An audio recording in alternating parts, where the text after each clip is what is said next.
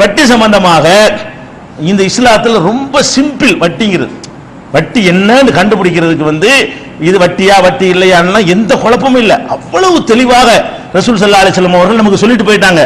ஆனாலும் என்ன செய்யறாங்கன்னா, ஒரு ஹதீஸ் இருக்கு, புகாரியில ஒரு ஹதீஸ் இருக்குது, அதை வச்சுக்கிட்டு வட்டியில நிறைய குழப்பம் இருக்குது அப்படின்னு நிறைய பேர் என்ன செய்யறாங்க, வாதிட்டு கொண்டு இருக்கிறார்கள். ஃபிக்ஹ் கிதாபுகள்லையும் மார்க்க அறிஞர்களுடைய உரைகள்லையும் இதை அடிக்கடி யூஸ் பண்றாங்க. என்ன இருக்குன்னு கேட்டா, உமர் ரலியல்லாஹு அன்ஹு சொல்றாங்க, நபி ஸல்லல்லாஹு அலைஹி வஸல்லம் அவர்கள் 3 விஷயங்களை நமக்கு தெளிவுபடுத்தாம மௌத்தாயிட்டாங்க.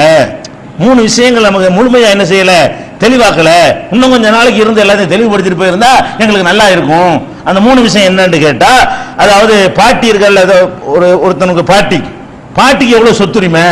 நான் மௌத்தா போயிட்டேன்னு சொன்னா என்னுடைய சொத்துல அம்மாவுக்கு எவ்வளவுன்னு சொல்லப்பட்டிருக்குது, பாப்பாவுக்கு எவ்வளவுன்னு சொல்லப்பட்டிருக்குது, பாட்டிக்கு சொல்லப்பட்டிருக்கான்னு சொல்லப்படல. இதை ஒரு சொல்ல தெளிவுபடுத்தாம போயிட்டாங்க. யார சொல்றா, உமர் ரலியல்லாஹு அன்ஹு சொல்றாங்க.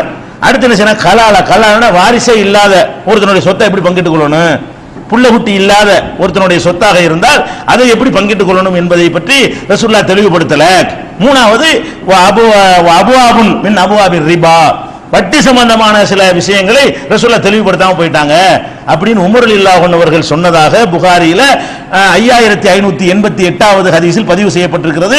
இதை வச்சுக்கிட்டு வட்டிக்கு ரசூலுல்லாஹ் தெளிவுபடுத்தல அப்படின்னு நிறைய பேர் வாதிடுறாங்க. இதுல ரசூலுல்லாஹ் தெளிவுபடுத்தலன்னா அது எங்க போய் விடும், அல்லாஹ் தெளிவுபடுத்தலன்னு அர்த்தம். இந்த மார்க்கத்தை அல்லாஹ் சொல்றான் முழுமையாக்கிட்டாண்டு, அவர் விளங்காம சொன்னாங்க. அவருக்கு உமர் ரலியல்லாஹு அன்ஹுக்கு அவர் மேல டேமேஜ் வரக்கூடாதுங்கிறதுக்காக யாரை டேமேஜ் ஆக்குறாங்க, அல்லாஹ்வை டேமேஜ் ஆக்க ரெடியா இருக்கிறாங்க. அல்லாஹ்வுடைய ரசூலை டேமேஜ் ஆக்குவாங்களா, எப்படி உமர் ரலியல்லாஹு அன்ஹு சொல்லிட்டாங்கல்ல, அதனால அல்லாஹ் தெளிவுபடுத்தல, அல்லாஹ் கம்ப்ளீட் பண்ணாம விட்டுட்டான். ஆனா அல்லாஹ் குர்ஆன்ல என்ன சொந்தம் கொண்டாடுறான், அல் யௌம அக்மல்து லக்கும் தீனக்கும், நான் உங்களுக்கு மார்க்கத்தை இன்னைக்கு முழுமையாக்கிட்டேங்கிறான், நான் ஃபுல்லாக்கிட்டேன், குறை வைக்கிறேங்கிறான். ஃபுல்லாக்கிட்டேன்னு அர்த்தம் எல்லாம் விளக்கப்பட்டிருக்குன்னு அர்த்தம்.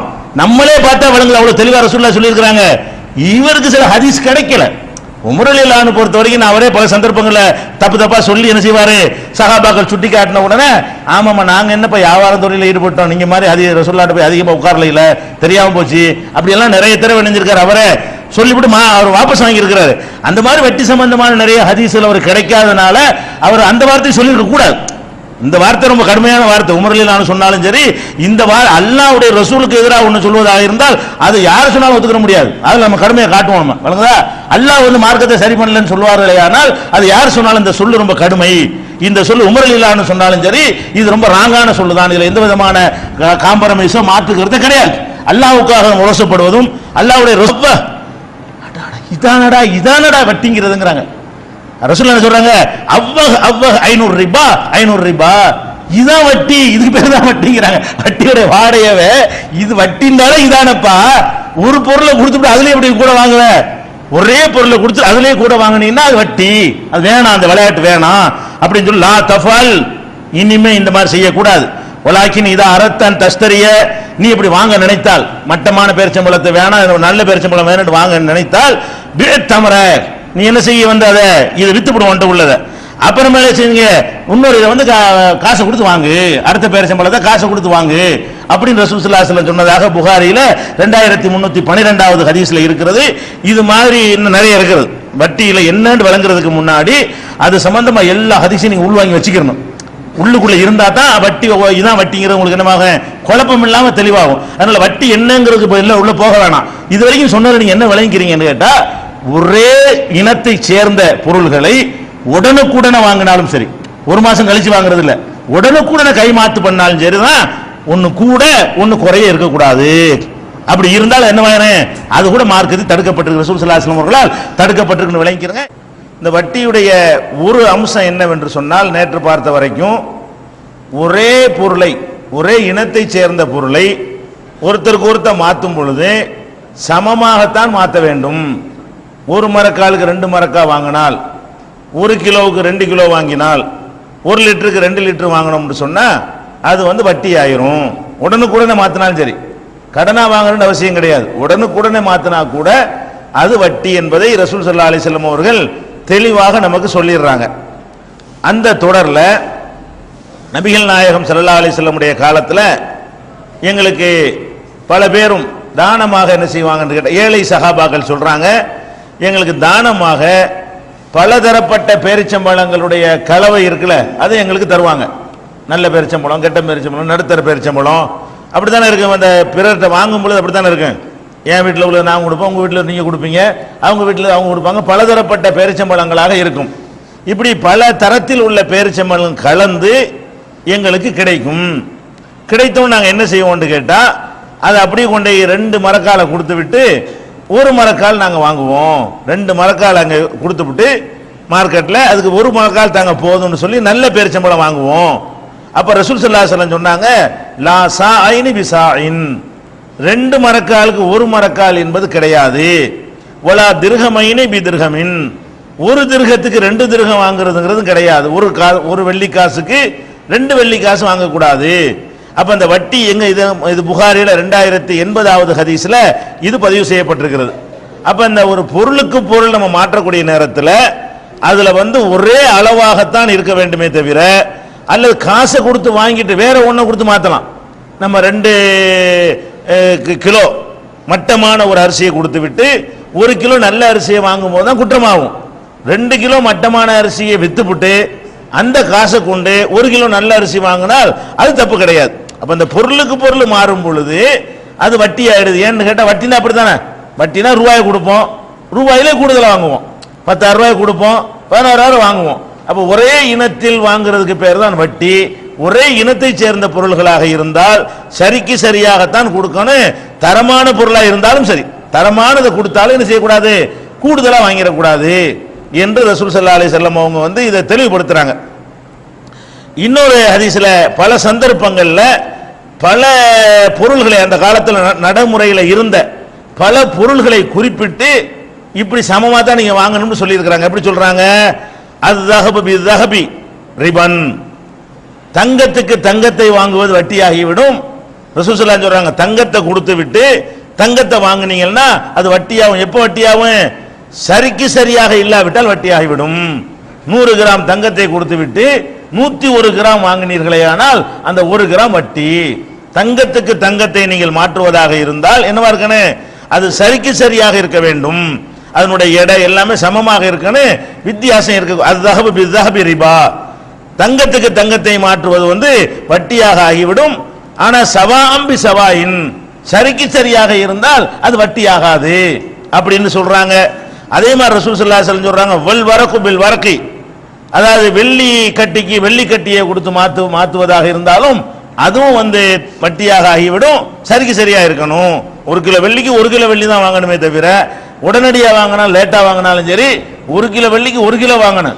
1 கிலோ வெள்ளிக்கு 1.5 கிலோ அடுத்த மாசம் வாங்கினாலும் சரி, உடனடியாக வாங்கினாலும் சரி, ஒரு இனத்தை சேர்ந்த பொருளாக இருக்குமே ஆனால் அதை மாற்றும் பொழுது ஒரு பக்கம் கூட ஒரு பக்கம் குறையன்னு வந்துடக்கூடாது அப்படிங்கிறாங்க. அதே மாதிரி உல் ஃபில்லத்து பில் ஃபில்லத்தி, வெள்ளிக்கு வெள்ளி, வெள்ளி கட்டி வேற வெள்ளி வேற, வெள்ளிக்கு வெள்ளியை நீங்க மாத்துறதா இருந்தாலும் அதுவும் என்ன இருக்கக்கூடாது, கூட இருக்கக்கூடாது, சமமா தான் இருக்கணும். உல் புர்ரு பில் பிர்ரி, புர்ருனா அந்த தீட்டிய கோதுமை, கோதுமை தீட்டப்பட்ட கோதுமையை கொடுத்து தீட்டப்பட்ட கோதுமையை வாங்குவதாக இருந்தால் அதுவும் இது வாங்குறதும் கொடுக்கறதும் சமமா இருக்கணும். உடனடியாக வாங்கினாலும் சரி கடனை வாங்கினாலும் சரி சமமான அளவில் தான் இருக்க வேண்டும். அதுல வித்தியாசம் இருக்கக்கூடாது. வஷ்ஷஈரு பிஷ்ஷஈரி, தீட்டப்படாத கோதுமை, இதெல்லாம் ரசூலுல்லாஹ் இவ்வளவு சொல்றாங்க, ஒன்னா சொல்றாங்க. தீட்டப்படாத கோதுமைக்கு தீட்டப்படாத கோதுமை வாங்கினீர்களே ஆனால் அதுவும் இதுவும் சரியான இடையில் உள்ளதாக இருக்கணும், அதுல வித்தியாசம் இருக்கக்கூடாது என்று ரசூல் ஸல்லல்லாஹு அலைஹி வஸல்லம் அவர்கள் இது எல்லாத்தையும் பல ஹதீஸ்கள்ல சொல்லி இருக்கிறாங்க. இந்த ஹதீஸ்கள் எல்லாம் புகாரியில 2134, 2174, 2175, 2177, 2182, 2170 இந்த ஹதீசுகள்ல எல்லாம் எந்த பொருளை நீங்கள் பொருளுக்கு பொருள் மாத்தினீர்களே ஆனால் அது சரியான அளவில் இருக்கணும். 2 பக்கமும் ஒரே எண்ணிக்கையில ஒரே எடையில ஒரே அளவுல அளந்து கொடுக்கிற பொருளா இருந்தா ஒரே அளவு இருக்கணும், நிறுத்து கொடுக்கிற பொருளா இருந்தா ஒரே நிறுவையில் இருக்கணும், எண்ணி கொடுக்கிற பொருளா இருந்தா ஒரே எண்ணிக்கையில இருக்கணும். இதுல 10னா அதுல 10, இதுல 10 கொடுத்து அதுல 12 வாங்கக்கூடாது. இப்படி எல்லா வகையிலும் என்ன செய்யணும், எந்த மாதிரி கொடுக்கிறோமோ அது சமமாக இருக்க வேண்டும் என்று ரசூல் ஸல்லல்லாஹு அலைஹி வஸல்லம் அவர்கள் அதை விலைக்கு சொல்றாங்க. அப்ப வட்டியுடைய ஒரு அம்சம் நமக்கு விளங்கி போச்சு.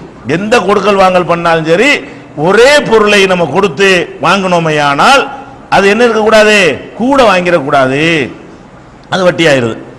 இன்னொன்னு என்னன்னு கேட்டா ரசூல் ஸல்லல்லாஹு அலைஹி வஸல்லம் சொல்றாங்க, வட்டிக்கு உள்ள ஒரு அளவுகோல், லா ரிபா இல்லா ஃபின் நசியத்தி.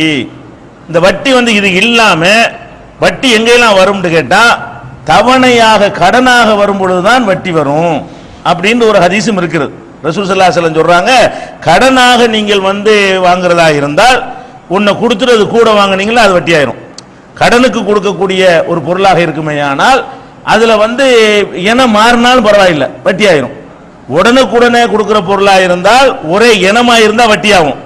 1 கிலோ சீனிக்கு 2 கிலோ சீனி வாங்கினா வட்டி ஆயிரும். கடனா கொடுக்கிறதா இருந்தால் ஒரு பொருளை கொடுத்துட்டு அதை விட கூடுதல் மதிப்புடைய வேற ஒரு பொருளை அடுத்த மாசம் வாங்கினீங்கன்னு சொன்னா வட்டியா போயிடும். 1 கிலோ தங்கத்தை கொடுத்து விட்டு நீ அடுத்த மாசம் என்ன செய்ய உன்னை ஒரு அந்த அதை விட கூடுதலான மதிப்புகள் ரூபாய் கேட்கறது. 1 கிலோ தங்கம் ஒரு லட்சம் ரூபாய் வச்சுக்கிட்டோம்னு சொன்னா அடுத்த மாசம் நீ 1.5 லட்சம் ரூபா கொடு. இன்னைக்கு 1 கிலோ தங்கத்தை வாங்கிக்க, அடுத்த மாசம் நீ என்ன செய்ய எனக்கு 1.5 லட்சம் ரூபா கொடுன்னு சொன்னோம்னா இந்த 1 கிலோ தங்கத்துக்கு என்ன ரேட்டோ அதை விட இன்னொரு 25,000 ரூபாய் நம்ம என்ன செய்யறோம் அதிகமா வாங்குறோம். அப்ப வட்டிக்கு அளவுகள் என்னன்னு கேட்டா ஒரே பொருளாக இருக்குமையானால் உடனடியாக மாத்தி கொண்டாலும் சரி தவணையில வாங்கினாலும் சரி ரெண்டுக்கு வித்தியாசம் இருந்தால் அதுக்கு பேர் வட்டி.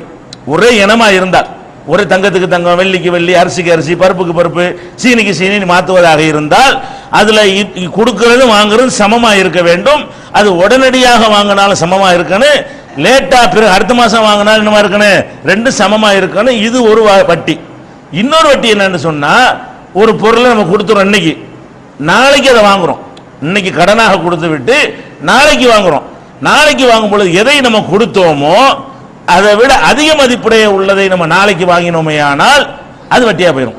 ஒரே இனமா இல்லாட்டாலும் ஒரே இனம் கிடையாது. தங்கத்துக்கு வெள்ளியை தான் வாங்குறீங்க, வெள்ளிக்கு தங்கத்தை வாங்குறீங்க. எப்படி வாங்குறீங்க? இன்னைக்கு அதுக்கு என்ன மதிப்பு அதை வாங்காம நீ அடுத்த மாசம் கொடு, ஆனா இவ்வளவு சேர்த்து கொடு அப்படின்னு சொல்லி வாங்கினோமே ஆனால் அது என்ன வாங்குறேன், ரெண்டு தான் வட்டி, வேற ஒண்ணும் கிடையாது. வட்டியை ரசூலுல்லாஹ் விளக்காம போயிட்டாங்கிறாங்கல்ல, விளக்கிட்டு தான் போயிருக்கிறாங்க. என்ன விளக்குறாங்க? ஒரே பொருளாக இருக்குமே, ஒரே இனமாக இருக்குமேயானால் அதை சரிக்கு சரியான அளவை விட தாண்டினால் அது வட்டி. வெவ்வேறு பொருள்களாக இருக்குமேயானால் கடனாக வாங்கும் பொழுது கொஞ்சம் அதிகம் வாங்கி விட்டீர்களே ஆனால், ரொக்கமாக வாங்கும் பொழுது வாங்குறதை விட கடனாக வாங்கும் பொழுது கொஞ்சம் கூட வாங்கி விட்டீர்களே ஆனால் அதுக்கு பேர் வட்டி, வேற ஒன்றும் இல்லை.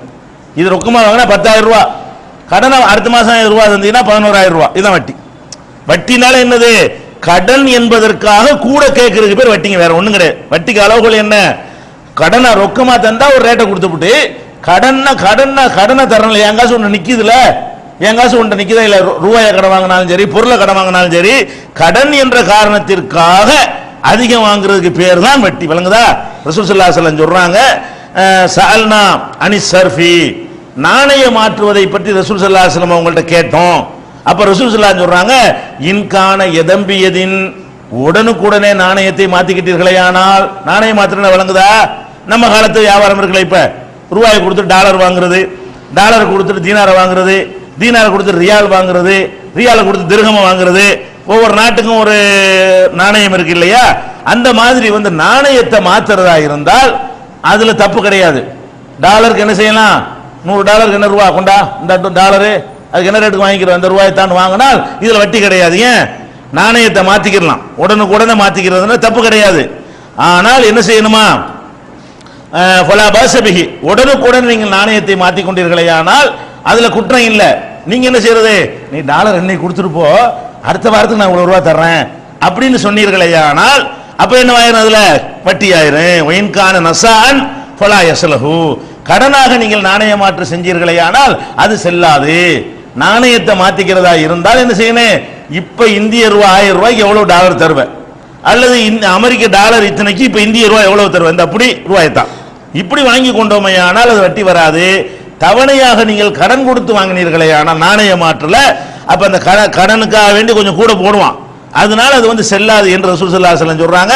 இது புகாரியில 2061வது ஹதீஸாகவும் 2498வது ஹதீஸாகவும் 3940வது ஹதீஸாகவும் இடம்பெற்றிருக்கிறது. அதே மாதிரி கடனுக்கு மாற்றும் பொழுது பொருள்கள் வெவ்வேறையா இருந்தா கூட நீங்க கடனுக்கு மாத்திக்கிட்டீங்கன்னு சொன்னா அது தவறுங்கிறாங்க ரசூல் ஸல்லல்லாஹு அலைஹி வஸல்லம். நகா அன் பைஇ ذهب بالورقي, தங்கத்துக்கு வெள்ளியை விக்கிறது தைனன், கடனுக்கு விக்கிறது கூடாது. இந்த தங்கத்துக்கு வெள்ளி இப்ப விக்கலாம், இந்தப்பா இவ்வளவு தங்கம் இருக்குது, இவ்வளவு வெள்ளி இருக்கு, மாத்திக்கிறோமா? உடனுக்கு உடனே மாத்திர குற்றம் கிடையாது. வெவ்வேறு பொருள் வெவ்வேறு பொருளா இருக்கனால ஒரு கிலோ தங்கத்தை வச்சுக்க, ஒரு 200 கிலோ வெள்ளியை கொடு, ரேட்டு மார்க்கெட் நிலவரம் அதான் இருக்குன்னு வைங்களா, இது தப்பு கிடையாது. ஒரு கிலோ தங்கத்தை கொடுத்துரு, அடுத்த மாசம் 200 கிலோ வெள்ளி தர்றேன்னு வட்டியா போயிடும். ஏன் அந்த அடுத்த மாசத்துல என்னவோ இருக்கு விஷயம். நீ உடனே கொடுக்காம நீ அடுத்த மாசம் எப்ப சொல்றியோ, அடுத்த மாசத்துக்கு நான் தர்றேன்னு எப்ப ஒருத்தன் சொல்றானோ அதுக்காக என்னத்தை எதிர்பார்க்கறான். இப்ப கொடுக்காம அடுத்த மாசம் சொல்றோம் என்ன எதிர்பார்க்கறான், அதுக்காக கொஞ்சம் கூட கிடைக்கும். அப்ப தவணை என்பதற்காக வேண்டி, கடன் என்பதற்காக வேண்டி எங்க எல்லாம் கூட வாங்குறீங்களோ, கடனுக்கு ஒரு ரேட் வச்சால் அதுக்கு பேர் என்னது, வட்டி. வட்டினால் அவ்வளவுதான். கடன் என்ற காரணத்திற்காக நீங்கள் அதிகமாக வாங்கினீர்களே ஆனால் அது வட்டி. வட்டின்னு சொல்லி வாங்கினாலும் அதுல இந்த அம்சம் தான் இருக்கும். வட்டின்னு டிக்ளேர் பண்றான்ல, ஒரு தானே செய்யறான், 1 லட்ச ரூபா அவன்கிட்ட போய் கேட்கறீங்க, கடனை தானே கேட்கறீங்க, வட்டியில கடன் அடங்கி தானே இருக்கு. எனக்கு வட்டிக்கு வேணும்னு ஒரு ஆள்கிட்ட போய் கேட்டீங்கன்னா அவனுக்கு நீங்க என்ன வாங்குறீங்க, கடனை தான் வாங்குறீங்க. கடன் இல்லாம வட்டி வராதுலங்க. ஒரு ஆள்கிட்ட போய் ஒரு ஜாமானை வச்சுவிட்டு எனக்கு 1 லட்ச ரூபா வேணுங்கிறீங்க, அதுக்கு என்ன அர்த்தம், கடன் அர்த்தம். கடனை வாங்குறீங்க. அவன் என்ன செய்வான், இந்த கடனை வாங்கிட்டீங்களப்பா, இவ்வளவு மாசம் மாசம் செலுத்து, அசல்ல இவ்வளவு செலுத்து, வட்டியில இவ்வளவு செலுத்து, மொத்தத்தையும் அசலை தர்ற வரைக்கும் நீ மாசம் மாசம் இவ்வளவு கட்டிக்கிட்டு வரணும் அப்படின்லாம் சொல்றானா இல்லையா. இந்த கடனாக அந்த ரூபாயை நான் வாங்கினதுக்காகத்தானே எங்கிட்ட மாசம் மாசம் வசூல் பண்றான். கடனை வாங்காட்டி வசூல் பண்ண மாட்டானே. அப்ப வட்டி என்பதும் கடன் தான் இருக்குது. இது டிக்ளேர் பண்ணப்பட்ட வட்டி. இது என்னது, தெளிவா அவனே வட்டின்னு சொல்லி வட்டி கடைன்னு போட்டு வச்சிருப்பான், அவனே வட்டின்னு போடுவான், இன்ட்ரெஸ்ட் இவ்வளவுன்னு சொல்லி போட்டு பில்லு போட்டு தருவான். இது ஓப்பனா டிக்ளேர் பண்ற வட்டி. இன்னொரு வட்டி என்னது, வட்டின்னு சொல்றது ஆனா வட்டி. அது எப்படி, பொருள் விற்பாங்க, இந்த பொருள் 1000 ரூபாய், இந்த பொருள் ரூபாயை தந்தீங்கன்னா 1000 ரூபாய், நீங்க கடனை வாங்கினீங்கன்னா நாங்க என்ன செய்யணும், 1200 ரூபாய் வாங்கிக்கிருவோம். அதான் வட்டி. அதானங்க வட்டி. ரசூலுல்லாஹ் என்ன சொல்றாங்க, கடனுக்காக நீங்கள் கூட வாங்கினா அது வட்டி, முடிஞ்சு வச்சுக்காத. நீ 1000 ரூபாய்க்கு இப்ப கொடுக்க ரெடியா இருக்கிறீங்களா, அப்ப இந்த பொருளும் உனக்கு 1000 ரூபாய் நல்லா விளங்கி போச்சு. விற்பனை விலை, வாங்கின விலை இல்ல. இன்னைக்கு ரூபாயை தந்தால் 1000 ரூபாய்க்கு நான் விற்க ரெடியா இருக்கிறேன் அப்படின்னு என்ன அர்த்தம், 1000 ரூபாய்க்கு நான் வித்தாலே எனக்கு லாபம் கிடைக்கும், விற்கிறதுக்கு இன்னைக்கு ரெடினா. அப்ப 1000 ரூபாய் இன்னைக்கு விற்க ரெடியா இருக்கும் பொழுது ஒரு கஷ்டப்படுறவன் வந்து கேட்கறான், இப்ப காசு இல்லைங்க, நல்லா எடுத்துட்டு போ, 1200 ரூபாய் கொடு, அடுத்த மாசம் கூட 1200 கொடு, அடுத்த மாசம் அதுக்கு அடுத்த 4 மாசம் கழிச்சு கூட 1300 ரூபாய் கொடு, அல்ல 1100 ரூபாய் கொடு, ஒரு 50 ரூபாய் சேர்த்து போட்டு கொடு. இந்த சேர்த்து போடுறது எதுக்கு, இந்த பொருளுக்காகவா நாளுக்காகவா? இந்த சேர்த்து பொருளுக்கு தான் 1000 ரூபாய் நிர்ணயம் ஆயிடுச்சு. பொருளுடைய விலை எவ்வளவு, 1000 ரூபாய் நிர்ணயம் ஆகிவிட்டது. அப்ப 1000 ரூபாய் நிர்ணயமான பிறகு சேர்த்து கொடுன்னு கேட்கறீங்க, அது பொருளுக்காக வேண்டியா, உங்க காசு அவன்கிட்ட நிக்கிறதுக்காக வேண்டி தானே. அப்ப உங்களுடைய காசு ஒருத்தன் நிக்குது என்ற காரணத்திற்காக வேண்டி அதிகமாக நீங்கள் ஒரு சின்ன ஒரு அளவு அதிகமாக வாங்கினாலும் சரி, அது என்னவாயிரும், வட்டியாக ஆகிவிடும். அந்த விளையாட்டு கூடவே கூடாது. நம்ம சாதாரண தவணை வியாபாரம் எல்லாம் பண்றாங்களே, பண்ணலாம், தப்பு கிடையாது. அவர் எப்படி பண்ணனே, நம்ம கிட்ட தவணைக்கு இதான் ரேட், ரொக்கத்துக்கு இதான் ரேட். நீ ரொக்கம் கொடுத்தாலும் இதுக்கு 1200 ரூபா தான்ப்பா, நீ கடனை வாங்கினாலும் 1200 ரூபா தான் அப்படின்னு சொல்லி தவணை வியாபாரம் பண்ணுனா கூட லாபம் வச்சான்னு சொல்ல முடியுமே தவிர என்ன செய்ய முடியாது, வட்டி வாங்கினான்னு சொல்ல முடியாது. இல்ல ரொக்கம் உடனே காசு தர்றேன், ஒரு 1000 ரூபாய்க்கு தருவீங்களான்னு கேட்டா சரி நீன்னு வைங்க. அப்ப நீங்க அந்த 200 ரூபாய் வாங்குறது எதுக்கு வந்து வாங்குறீங்க, பொருளை உங்களுக்கு 1000 ரூபாய் கொடுக்க நீங்க ஓகே உடன்படுறீங்க, ஆனால் கடன் கொடுப்பதற்காக வேண்டி கூட கேட்கறீங்க. அப்ப கடன் கொடுப்பதற்காக வேண்டி எதை கொடுத்தாலும் சரி, கடன் கொடுப்பதற்காக வேண்டி கூடுதலாக நீங்கள் ஆதாயம் அடைந்தால் அதுக்கு பேர் என்னது, வட்டி. முடிஞ்சு வச்சுக்காது, அவ்வளவுதான். வட்டிக்கு 2 தான். வட்டிக்கு ரசூலுல்லாஹ் விளக்காம எல்லாம் மூத்தா போகல. வட்டிக்கு 2 அளவுகள் தான். ஒரே இனத்தை சேர்ந்த பொருளாக இருந்தால் உடனுக்குடனே மாத்தினாலும் கூட வாங்கக்கூடாது. வெவ்வேறு பொருள்களாக இருந்தால் தவணைக்காக வேண்டி கூட வாங்கக்கூடாது. வெவ்வேறு பொருள்களை மாத்திக்கிட்டீர்களே ஆனால், ரூபாய்க்கு ரூபாயை மாத்தினாலும் சரி, அல்ல தங்கத்துக்கு ரூபாயை வாங்கினாலும் சரி, வெள்ளிக்கு ரூபாயை வாங்கினாலும் சரி, அரிசிக்கு பருப்பு வாங்கினாலும் சரி, கடன் என்ற காரணத்திற்காக வேண்டி இப்ப வாங்குவதை விட கூட வாங்கினால், ஒரு மூட்டை அரிசி கடன் கேட்கிறாரு, ஒரு மூட்டை அரிசிக்கு என்ன கேட்கிறாரு, ஒரு மூட்டை அரிசி கடனா தாங்க, அடுத்த மாசம் வந்து 2 மூட்டை பருப்பு கொடுத்துடணும் அப்படின்னு கேட்கறான். அப்ப இன்னைக்கு என்ன அதுக்கு மதிப்புன்னு பார்க்கணும். ஒரு மூட்டை அரிசிக்கு இன்னைக்கு எவ்வளவு தோரம் பருப்பு கிடைக்குன்னு பார்க்கணும். இன்னைக்கு உள்ள அதையே தான் 2 மாசம் கழிச்சு கொடுன்னு சொன்னா தப்பு கிடையாது. இன்னைக்கு வந்து ஒரு மூட்டை அரிசிக்கு 1 மூட்டை தோரம் பருப்பு தான் வரும். ஆனா நீ வந்து அடுத்த மாசம் தர்றதுனால எனக்கு 2 மூட்டை தோரம் பருப்பு கொடுன்னு கேட்டா, அப்ப பொருளுக்கு பொருள் மாத்திரான். ஆனா என்ன வாங்குறான், நாள் அதிகமாவதற்காக வேண்டி இன்னைக்கு மார்க்கெட் நிலவரத்தை விட அதிகம் வாங்கும் பொழுது அது என்ன ஆயிடுது, வட்டி ஆயிடுது. இது ரசூல் ஸல்லல்லாஹு அலைஹி வஸல்லம் அவர்கள், அதாவது உடனுக்குடனே நீங்கள் நாணய மாற்று செய்து கொண்டீர்களே ஆனால் வட்டி வராது. இப்ப நீங்க டாலர் கொடுத்து விட்டு அடுத்த மாசமோ 6 மாசம் கழிச்சு அடுத்த வாரமோ ரூபாயை வாங்கிக்கிறேன்னு சொல்லி ஒரு வியாபாரம் செய்தீர்களே ஆனால் அது வட்டியாகிவிடும் என்று சொன்னது புகாரில 2061, 2498, 3490 இதுல எல்லாம் நமக்கு இடம் பெற்றிருக்கிறது. அதே மாதிரி ரசூல் ஸல்லல்லாஹு அலைஹி வஸல்லம் சொல்றாங்க பீவு தஹப பில் ஃபில்லத்தி, நாணயம் மாறுதுன்னு வைங்க, டாலருக்கு ரூபா, ரூபாய்க்கு டாலரு, இதெல்லாம் தப்பான்னு கேட்ட தப்பு கிடையாது. ஏன் ரசூல் ஸல்லல்லாஹு அலைஹி வஸல்லம் சொல்றாங்க பீவு தஹப பில் ஃபில்லா, தங்கத்துக்கு வெள்ளியை வித்துக்க, உல் ஃபில்லத்த பில் தஹபி, வெள்ளிக்கு தங்கத்தை வித்துக்க, கைப சேத்தும் என்ன மாதிரி வேண்டாலும் வித்துக்க, உடனுக்குடனே வித்துக்க. தங்கத்தை கொடுத்துட்டு வெள்ளியை வாங்க, தப்புக்கு நாணயம் மாற்று. அந்த காலத்து நாணயம் தங்க வெள்ளி தானே, தங்க காசு வெள்ளி காசை வச்சு தான் நாணயம் மாத்திக்கிட்டு இருந்தாங்க. தங்கத்துக்கு வெள்ளியை வாங்கு, வெள்ளிக்கு தங்கத்தை வாங்கு, எந்த மாதிரி வேண்டாலும் வாங்கிட்டு போ. 1 கிலோ தங்கத்துக்கு 200 கிலோ வெள்ளியை கொடுன்னு கேளு, அவன் தந்தா வாங்கிட்டு போ. உடனுக்குடனே மாத்துறதா இருந்தா அது தப்பு கிடையாது. கடன் வந்துட்டா என்ன ஆயிரும், தப்பா போயிடும். கடன்கிறதுக்காக வேண்டி கூட வாங்கிட்டீங்கன்னா தப்பா போயிடும். அதே மாதிரி ரசூல் ஸல்லல்லாஹு அலைஹி வஸல்லம் என்ன செய்யறாங்கன்னு கேட்டா அமரனா அன் நபுத்தா அஸ்ஹப ஃபில் பல்லதி, தங்கத்துக்கு தங்கத்தை வாங்குறது ரசூலுல்லாஹ் தடுத்தார்கள். உடனுக்குடனே வாங்கும் பொழுது கூட வாங்க கூடாதுன்னு. ஆனா தங்கத்துக்கு வெள்ளியை வாங்கும் பொழுது கைவசனா, நாங்க விரும்புற மாதிரி ரேட்டை நிர்ணயிச்சுக்கலாம். இவ்வளவு தங்கத்துக்கு இவ்வளவுதான் வெள்ளின்னு நிர்ணயிக்கலாம், இவ்வளவு வெள்ளிக்கு இவ்வளவுதான் தங்கம் வியாபாரிகள் என்ன செஞ்சுக்கலாம், நிர்ணயிக்கலாம். அதுல எந்த விதமான தப்பும் இல்லை என்று சொல்லி ரசூல் ஸல்லல்லாஹு அலைஹி வஸல்லம் சொன்னாங்கங்கிற ஹதீஸ் புகாரில 2175, 2182 இந்த ஹதீஸ் எல்லாம் இடம்பெற்றிருக்கிறது. அப்ப இது மொத்தத்தில் நம்ம பார்க்கும் பொழுது அந்த வட்டி என்பது எங்க வருதுன்னு நம்ம தெளிவா தெரிஞ்சுக்கிட்டோம்.